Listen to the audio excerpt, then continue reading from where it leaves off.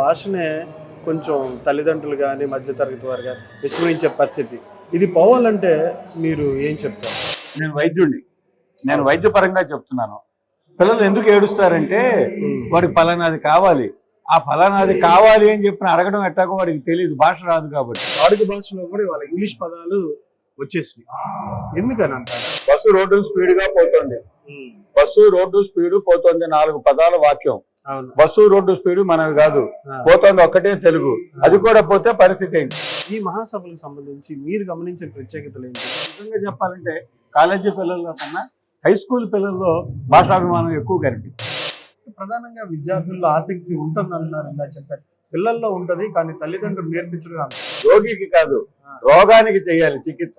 సరే, ఈ తెలుగు రచయితల సంఘం కావచ్చు, లేదంటే ప్రపంచ రచయితల మహాసభల ఆలోచన ఎవరిది? ఈ ఆలోచన వచ్చిన తర్వాత సంఘంగా ఏర్పడడానికి ఎట్లాంటి పరిణామాలు జరిగినాయి? 50 ఏళ్ల క్రితం 1975లో మొదటి ప్రపంచ తెలుగు మహాసభలు జరిగినాయి. జలగరావు గారు, మండల వెంకటకృష్ణారావు గారు వాళ్ళు నిర్వహించారు. దాని ప్రభావం అప్పటికే 2 వేర్పాటువాద ఉద్యమాల వల్ల తెలుగు ప్రజలు విడిపోయి గాఢమైనటువంటి వైరాన్ని పొంది విడిపోయినటువంటి పరిస్థితిలోంచి ప్రపంచ తెలుగు మహాసభలు మళ్ళీ జాతిని ఏకం చేసి సభల ద్వారా మరొక్కసారి మీరు ప్రజలకు కానీ, భాషాభిమానులకు కానీ, వేరే ప్రాంతాల్లో నివసించే తెలుగు వారికి కానీ మీరు పిలుపునిచ్చేది? మమతా బెనర్జీ గారి ప్రభుత్వం బెంగాల్లో తెలుగు వారికి గౌరవించి 2వ అధికార భాషగా తెలుగుని గుర్తించడం ఒకటి. మహారాష్ట్రలో మొన్న ఎన్నికలకు ముందు అక్కడ ఉన్నటువంటి ప్రభుత్వం తెలుగు వారి కోసం మహారాష్ట్ర తెలుగు అకాడమీని సృష్టించింది. ఇది గొప్ప విషయం. మొన్న మన రాష్ట్రంలో తెలుగు అకాడమీ తరగు లేదు, ఇక్కడ ఇప్పుడు దాకా లేదు, దిక్కు లేదు ఇక్కడ. అది ఉన్నది కూడా ఎందుకుందో ఎవరికి తెలియదు.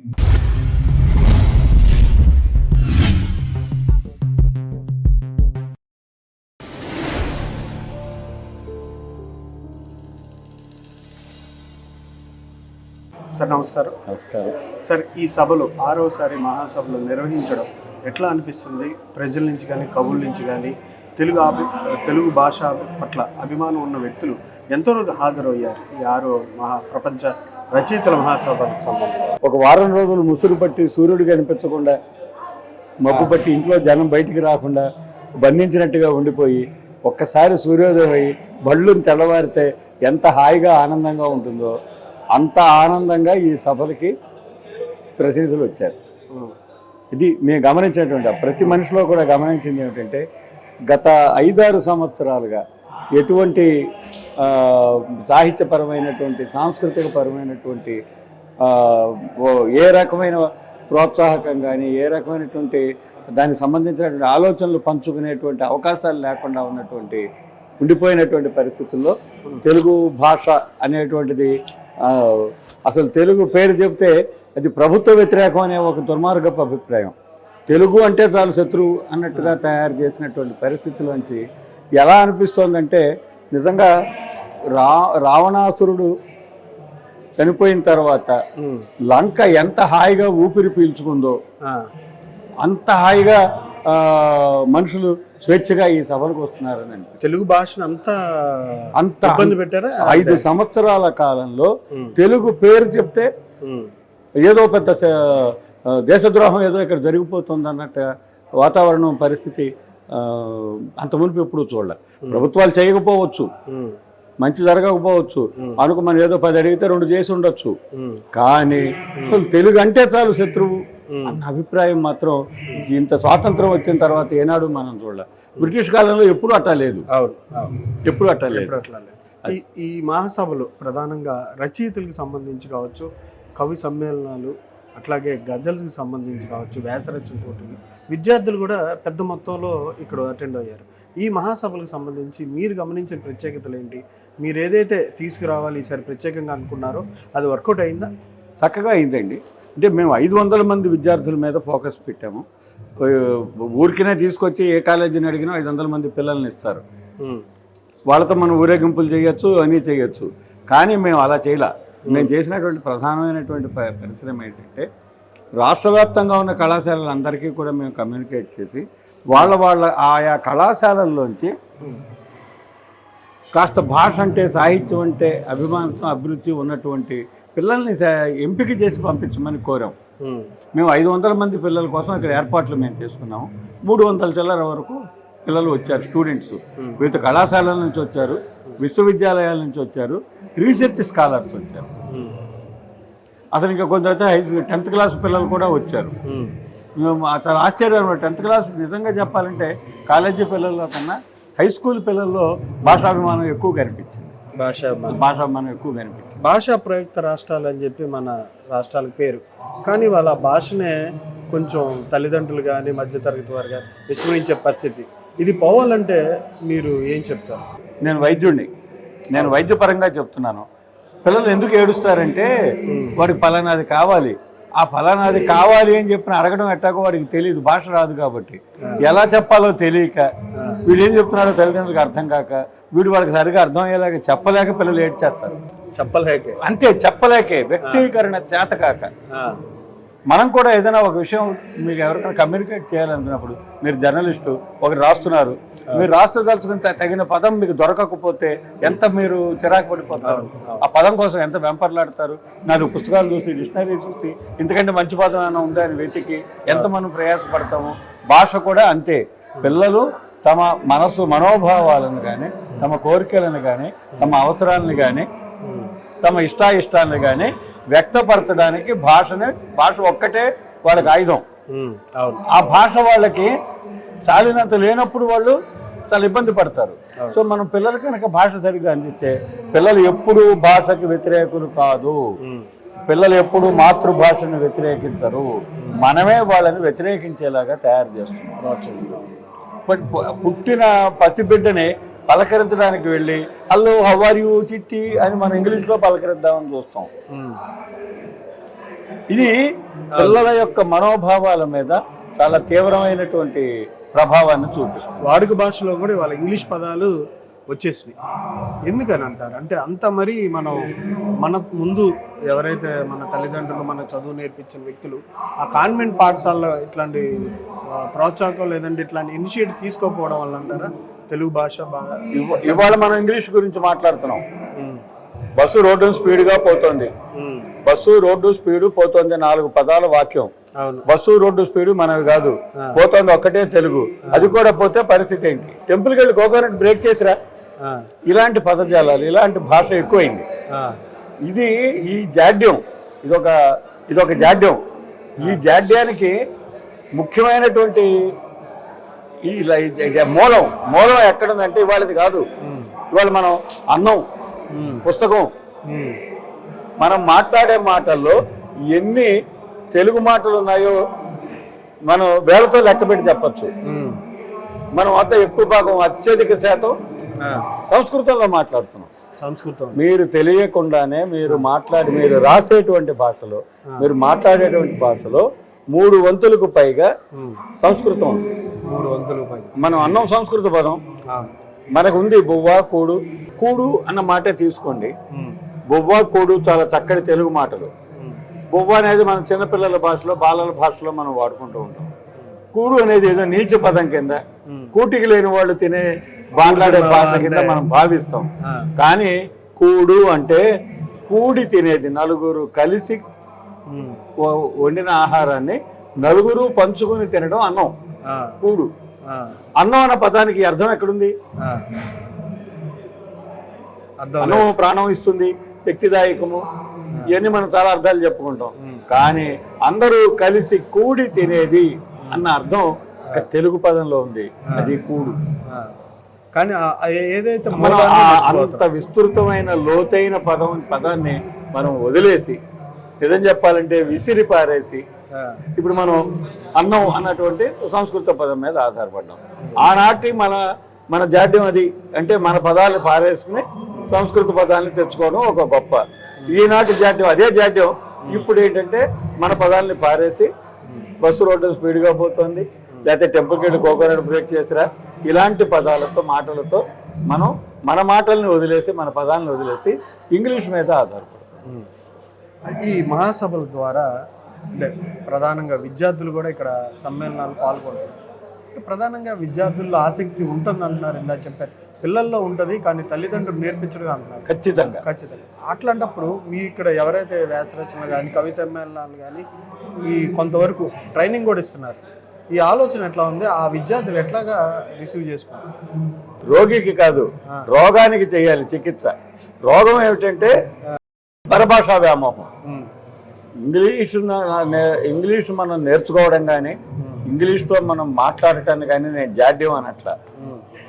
మనకు ఉన్నటువంటి పదాలను వదిలేసి ఇది మాకు వద్దు అనుకుని మనం ఇంగ్లీష్ మీద ఆధారపడటాన్ని జాడ్యం అంటున్నాం. దీనికి చికిత్స ఇది తల్లిదండ్రుల దగ్గర నుంచే ప్రారంభం అవ్వాలి. తల్లిదండ్రులే వాళ్ళకి భాష యొక్క అవసరం ఏమిటో మనం తెలియజేయాలి. నేను ఒక సైంటిఫిక్ విషయం, శాస్త్రపరమైనటువంటి ఒక గొప్ప అంశం నేను చెప్పబోతున్నాను మీకు. చెప్పండి. 2008లో జర్మనీలో ఒక పరిశోధన జరిగింది. 30 మంది జర్మన్ మాతృభాష కలిగినటువంటి తల్లులకు, జర్మనీ మాట్లాడేటువంటి తల్లులకు పుట్టిన సద్యోజాత శిశువులు, అంటే అప్పుడే పుట్టినటువంటి పిల్లల మొట్టమొదటి ఏడుపుని, బిడ్డ పెట్టగానే కెవ్వుని ఏడుస్తాడు కదా. మనం అనుకుంటాం ఏడుపుకి భాష ఉందంటే ఏ బిడ్డైనా కెవ్వునే ఏడుస్తాడు అని మనం అనుకుంటాం. అది నిజమా కాదా అని తెలుసుకోవడం కోసం ఈ జర్మన్ శాస్త్రవేత్తలు ఏం చేశారంటే 30 మంది అప్పుడే పుట్టినటువంటి జర్మన్ తల్లులకు పుట్టినటువంటి బిడ్డల మొదటి ఏడుపుని రికార్డు చేశారు. ధ్వని తరంగాల్ని ఇవి ఉంటాయి. సరిగ్గా అదే సమయంలో 30 మంది ఫ్రెంచి తల్లులకు పుట్టిన మొదటి ఏడుపుని, ఆ పుట్టిన బిడ్డల యొక్క మొదటి ఏడుపుని రికార్డు చేశారు. ఆ ధ్వని తరంగాల్ని ఈ ధ్వని తరంగాల్ని పక్కన పెట్టుకుని పరిశీలన చేశారు. పరిశీలన చేస్తే ఫ్రెంచి బిడ్డ ఏడుపు ధ్వని తరంగాలలోను జర్మనీ బిడ్డల యొక్క ఏడుపులోను తేడా గమనించారు.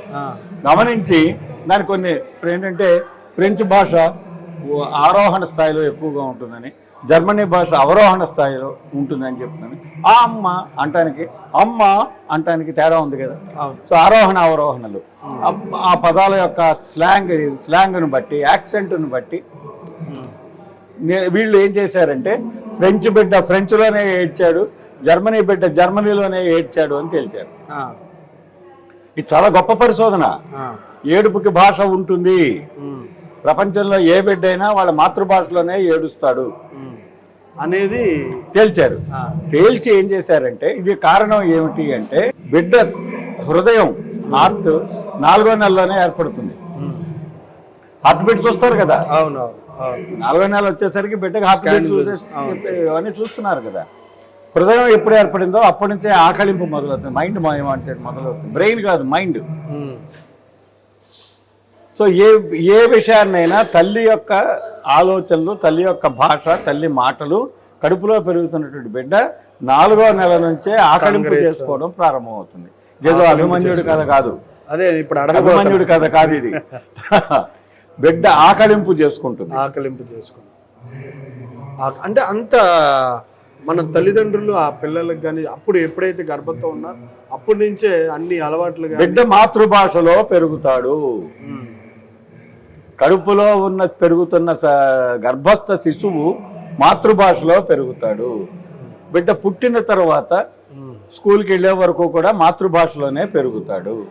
పెరగనివ్వకుండా అట్లా కాకుండా ఇంగ్లీష్లో పెంచాలని తల్లిదండ్రులు అనుకుంటే ఇదిగో ఇవాళ ఆటిజం లాంటి వ్యాధులు పెరగడానికి కారణమవుతుంది. దీనివల్ల భాష అనేది మనసు యొక్క ఎదుగుదలకి చాలా మూలమైన సూత్రం కాబట్టి బిడ్డని మనం ప్రాథమిక విద్య వరకు మాతృభాషలో పెరగనివ్వాలి. సరే, ఈ తెలుగు రచయితల సంఘం కావచ్చు, లేదంటే ప్రపంచ రచయితల మహాసభల ఆలోచన ఎవరిది? ఈ ఆలోచన వచ్చిన తర్వాత సంఘంగా ఏర్పడడానికి ఎట్లాంటి పరిణామాలు జరిగినాయి? కృష్ణా జిల్లా రచయితల సంఘం కూడా దీంట్లో ఉంది. రచయిత అంటే మూలం ఏంటి, అంటే ఎక్కడ ఆలోచన ఎవరిది, స్ఫూర్తి ఏంటి, ఎలా మొదలైంది, దీని ప్రస్థానం గురించి కొంచెం. 50 ఏళ్ల క్రితం 1975లో మొదటి ప్రపంచ తెలుగు మహాసభలు జరిగినాయి. జలగం వెంకటరావు గారు, మండలం వెంకటకృష్ణారావు గారు వాళ్ళు నిర్వహించారు. దాని ప్రభావం అప్పటికే 2 వేర్పాటువాద ఉద్యమాల వల్ల తెలుగు ప్రజలు విడిపోయి గాఢమైనటువంటి వైరాన్ని ఇద్దరు పొంది విడిపోయినటువంటి పరిస్థితిలోంచి ప్రపంచ తెలుగు మహాసభలు మళ్ళీ జాతిని ఏకం చేశాయి. అప్పుడున్న ఉద్రిక్తతలన్నీ సడలి చల్లారి మళ్ళీ మనుషులు మనం జీవించాం. 2015 వరకు మనం కలిసే ఉన్నాం, చాలా సుఖంగానే ఉన్నాం. కాబట్టి ప్రపంచ స్థాయిలో మనం కనుక 10 మందిని ఒక చోట కనుక మనం చేర్చినట్లయితే కళాకారులు, రచయితలు, సాహిత్యవేత్తలు, భాషా పరిణామకులు, సామాజికవేత్తలు ఇలాంటి వాళ్ళు అత్యధిక సంఖ్యలో గుమ్ముకూడి ఒక చోట చేరి ప్రజలకు ఇచ్చే సందేశం, మనం తెలుగు జాతి, మనది తెలుగు జాతి, నిండుగా వెలిగే జాతి, రెండుగా చీలే జాతి కాదు, నిండుగా వెలిగే జాతి, దీన్ని మనం నిలబెట్టుకోవాలి, జాతి యొక్క ప్రతిష్టను కాపాడుకోవాలి అని చెప్పినని అనే సందేశాన్ని మొదటి ప్రపంచ తెలుగు మహాసభలు ఇచ్చినాయి. ఆ తర్వాత 2 మహాసభలు జరిగినాయి, కానీ వాటి ప్రభావం పెద్దగా ప్రజల మీద ఏమీ కనిపించలేదు. ఆ తర్వాత ఆ విషయాలే మర్చిపోయారు. అప్పుడు మేము 2006లో జాతీయ తెలుగు మహాసభలు నిర్వహించాం. 2006లో జాతీయ తెలుగు మహాసభలు విజయవాడలో నిర్వహించాం. అంటే అప్పుడు అప్పుడు ఆ సభలలో మాకు ప్రేరణ అది. అప్పటికి ఒక పెద్ద స్థాయిలో ఎటువంటి సభలు లేనటువంటి టైంలో మేము దాదాపు ఇంత స్థాయిలోనూ ఈ సభలు నిర్వహించాం. ఇది అప్పుడు అనుకున్నాం అన్నమాట, మళ్ళీ మనం ఒక ప్రపంచ తెలుగు మహాసభలు కనుక మనం నిర్వహించగలిగి, ప్రభుత్వాల మీద మేము ఏనాడు ఆధారపడలేదు. ప్రభుత్వం ఇచ్చిన 3 లక్షలు ఇస్తుంది, 5 లక్షలు ఇస్తుంది, మనకు అయ్యే ఖర్చులు అది 10వ వంతు కూడా కాదు.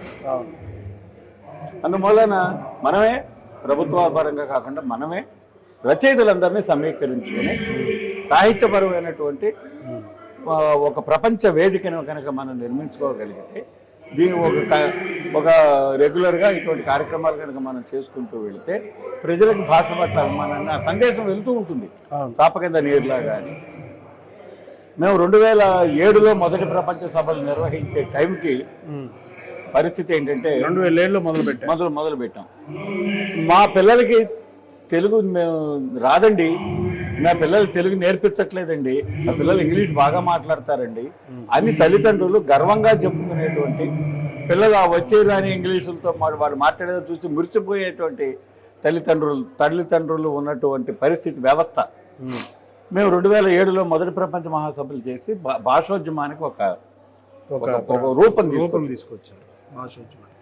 సో ప్రజలకి, తల్లిదండ్రులకి సందేశం, మీరు మీ భాషను తెలుగు భాషను కాపాడవలసింది మీరు తల్లులారా మీ చేతుల్లో ఉంది, మీ పిల్లల్ని తెలుగులో పెంచండి అన్న నినాదం పెట్టుకుని మనం తెలుగు వాడకాన్ని బాగా ప్రచారం చేయడానికి మొదటి సభలు ఉపయోగించాం.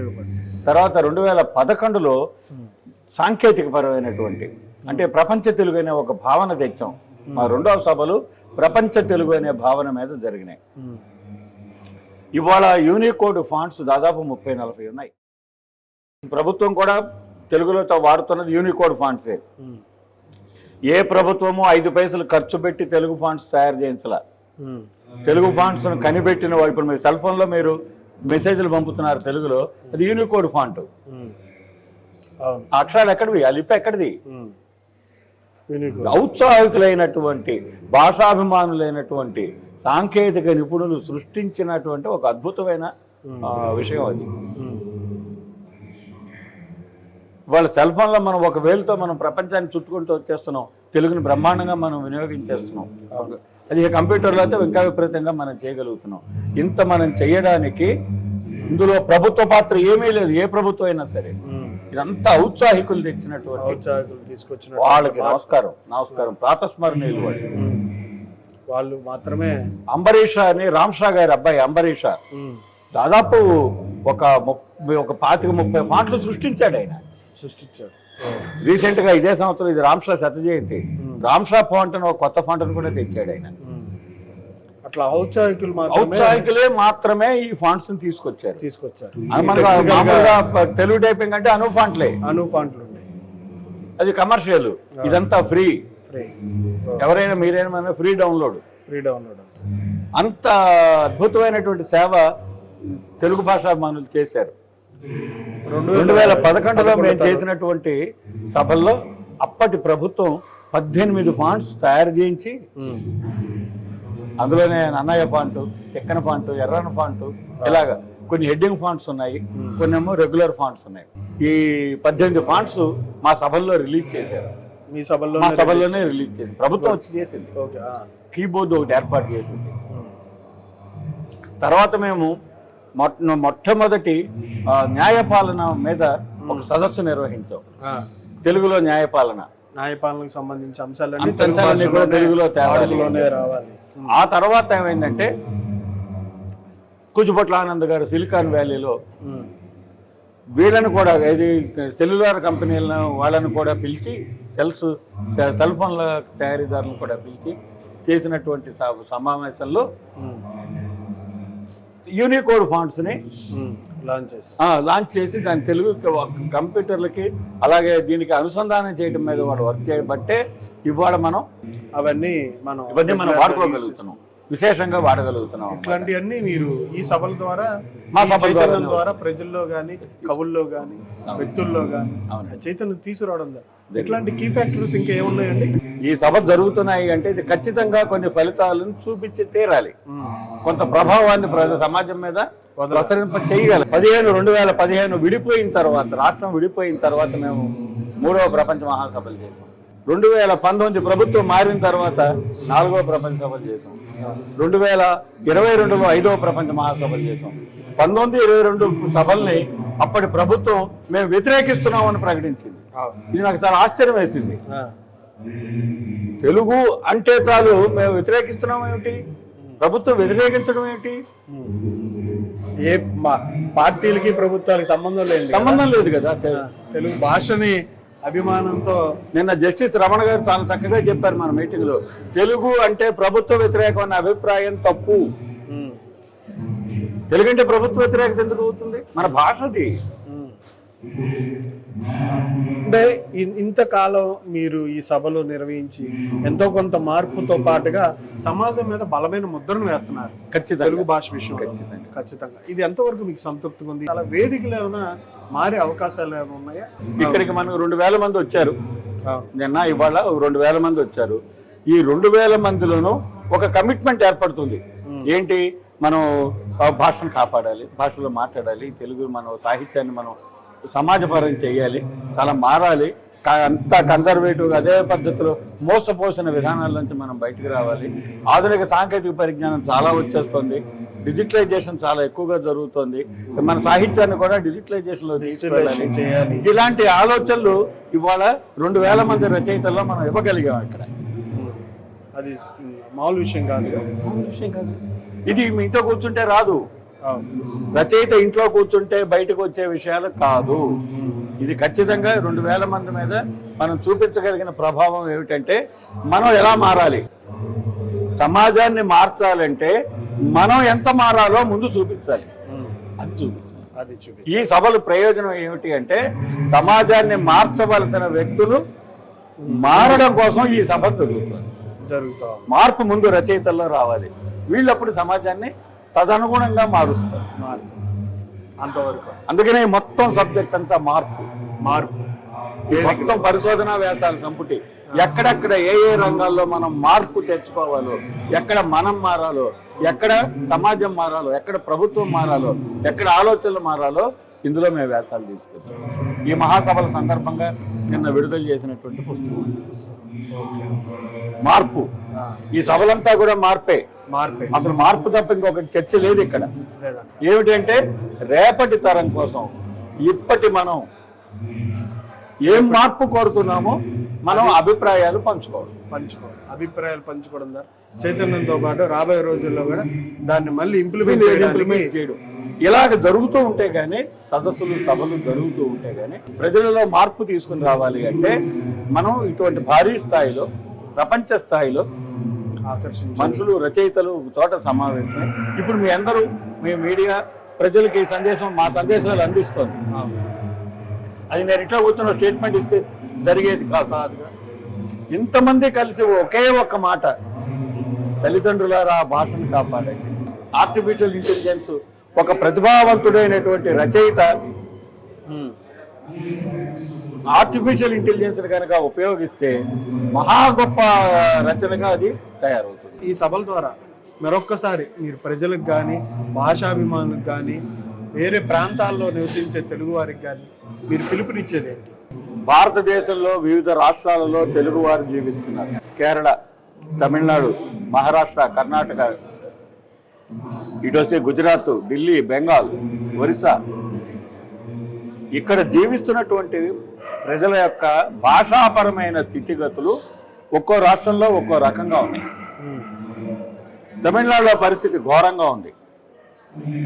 ఎందుకంటే అత్యధికమైన తెలుగు ప్రాంతాలు తమిళనాడులో కలిసిపోయాయి. ఆ రోజు రాజకీయ పరంగా నేను మన పేర్లు చెప్పక్కర్లేదు కానీ రాజగోపాలాచారి లాంటి వ్యక్తులు చేసినటువంటి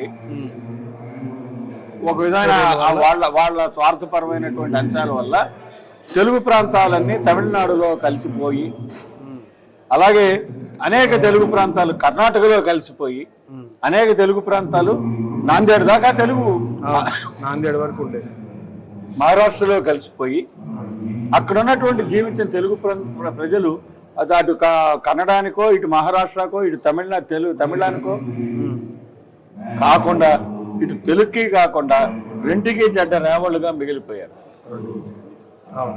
ఇప్పుడు వాళ్ళ తరాలు, కొత్త తరాలు వచ్చినాయి. ఈ 75 సంవత్సరాల కాలంలో కొత్త తరాలు వచ్చినాయి.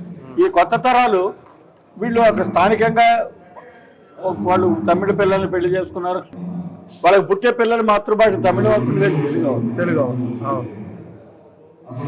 అలాగా కొత్త తరం అంతా కూడా తమిళీకరించబడి రెండు స్థానికత అనేటువంటిది మాతృభాషను ఆధారం చేసుకుని స్థానికతను పెట్టారు. నేను నీ మాతృభాష తెలుగు అంటే వేరే ప్రాంతం వాడైపోతాడు. అందువల్ల నా స్థానికత కోసం కూడా తెలుగు వాళ్ళు మంచి భాష మేము తమిళ మాతృభాష చెప్పుకుంటాం. ఆ పరిస్థితి నిజంగా కొన్ని చోట్ల ఘోరమైన హింస కూడా జరిగింది.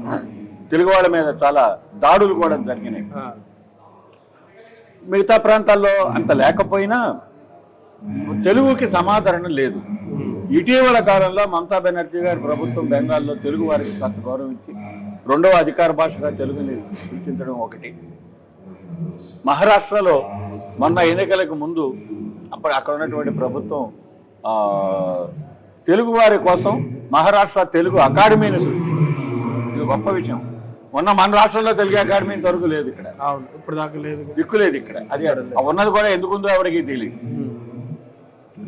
కానీ మహారాష్ట్ర ప్రభుత్వం తెలుగు అకాడమీని ఏర్పాటు చేయడం అనేది గొప్ప విషయం కదా. ఇలాగా ఒక్కొక్క రాష్ట్రంలో ఒక్కొక్క రకంగా మన పరిస్థితులు ఉన్నాయి. మేము కోరేది ఏంటంటే మన భాషలో మన ప్రాంతంలో తెలుగుని కాపాడటం, మన తెలుగు వాళ్ళు చేయడం అనేది ఒక ఎత్తు అయితే, ఇతర రాష్ట్రాలలో ఉన్న తెలుగు వారి బాధ్యతని కూడా ఇక్కడి ప్రభుత్వం చేపట్టాలి. అక్కడున్న తెలుగు వారి కోసం ఇక్కడ ప్రభుత్వం ఏదన్నా చెయ్యాలి. ఇక్కడ కూడా మనకి తమిళులు, కన్నడలు చాలా మంది ఉన్నారు. వాళ్ళ కోసం ఆ ప్రభుత్వాలు సహకారం చేయాలి. పరస్పరము ఒకరికొకళ్ళు సాంస్కృతిక పరమైనటువంటి మార్పిడి చేసుకుంటూ ఉండాలి. మా రాష్ట్ర ప్రభుత్వానికి, రెండు రాష్ట్ర ప్రభుత్వాలకి ఈ ప్రపంచ మహాసభలు కోరుతున్నటువంటి అంశం ఏమిటంటే, మన రాష్ట్రంలో తెలుగుని బాగు చేయండి, ఇతర రాష్ట్రాల్లో ఉన్నటువంటి తెలుగు వారి యొక్క భాషాపరమైన స్థితిగతుల్ని కాపాడండి. భాష మిగతా విషయాలు మనం మాట్లాడేది కాదు. వాళ్ళు తెలుగు నేర్చుకొని ఇవ్వాలి. వాళ్ళు కనీసం వాళ్ళ పిల్లలతో వాళ్ళు తెలుగులో మాట్లాడుకోవడానికి, వాళ్ళకి తెలుగు అక్షరాలు నేర్చుకోవడానికి మనం అవకాశం ఇవ్వాలి. సాంకేతికతను ఉపయోగించి రూపొందించే పుస్తకాల్లో వాటిని డిజిటలైజ్ చేయడం ఎంతవరకు చేయాలంటారు? ప్రతి పుస్తకాన్ని కూడా ఇవాళ ఇంటర్నెట్లో కానీ, వెబ్సైట్లో కానీ, యాప్ల్లో కానీ ఎంతవరకు అందుబాటులో ఉంచాలంటారు? నాకు చిన్న ప్రశ్న అండి. నేను చాలా మందిని అడిగాను. తెలుగు తెలియని వాడికి, ఇంగ్లీష్ వాడు వచ్చాడు, అమెరికా వాడు వచ్చాడు, నేను తెలుగు నేర్చుకుంటానన్నాడు. తెలుగు తెలియని వాడికి తెలుగు నేర్పగలిగే తెలుగు మాస్టర్ ఎవరన్నా ఉన్నారా? తెలుగు మాస్టరే లేడు. తెలుగు తెలియని వ్యక్తికి తెలుగు నేర్పగలిగే వాళ్ళు ఎంతమంది ఉన్నారు మన తెలుగు నేల మీద? అంటే మన విద్యా విధానం మారుతారు. ముందు అసలు తెలుగు అభివృద్ధి మోస విధానాలు ఇవి చల్లవు, కాలం చెల్లింది, ఆధునీకరణ జరగాలి, భాషను నేర్పే విధానాల్లో మార్పు తేవాలి. తెలుగు ఎంఏ వాడికి కూడా ఇంగ్లీష్ బాగా వచ్చి ఉండాలి, అది కూడా ఖచ్చితంగా ఉండాలి. ఇంగ్లీష్ ముక్క రాకుండా నువ్వు ఇంగ్లీష్ అని తెలుగు అని నేర్పుతావు. మిగతా ప్రాంతాల వాళ్ళకి మిగతా భాషల వాళ్ళకు కూడా మనం తెలుగు నేర్పేటట్టుగా ఉండాలి. దీనికోసం ఇప్పటి తెలుగుదేశం ప్రభుత్వం గత అంటే 2017 ఆ ప్రాంతాల్లో ఒక అధ్యయన కమిటీని వేసి ఒక నివేదిక అధ్యయన కమిటీ ఇచ్చింది. దాంట్లో వాళ్ళు తెలుగు భాషా ప్రాధికార సంస్థను సూచించారు. ప్రాధికారిక సంస్థ, ఈ భాషా ప్రాధికారిక సంస్థకు కొన్ని 8 రకాల బాధ్యతలు అప్పగించారు. ఆ బాధ్యతల్లో భాషను ఆధునీకరించే బాధ్యత కూడా ఉంది. కాబట్టి ఇప్పుడు తక్షణం భాషా ప్రాధికారిక సంస్థ ఏర్పాటు జరగాలి. ఉంది కానీ అది ఉంది అంతే, క్రియాశీలకంగా వ్యవహరించాలి. కమిటీ లేకుండా ఉండాలి. కమిటీ ఏర్పరిచి అధ్యక్షుడు వేసి కూర్చోమంటే కాదు. Okay sir, thank you sir.